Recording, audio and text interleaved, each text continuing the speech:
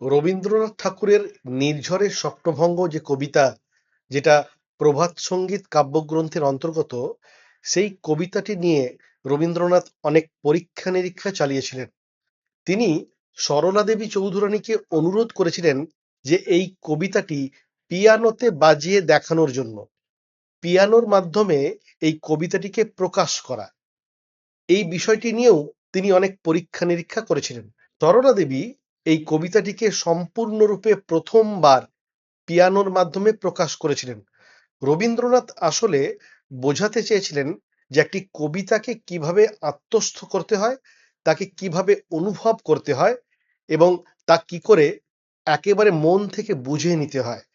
এ কারণেই তিনি পিয়ানোর মাধ্যমে এই কবিতাটিকে প্রকাশ করার চেষ্টা করেছিলেন এবং সরলা দেবী এই কাজে সাহায্য করেছিলেন সার্থকভাবে।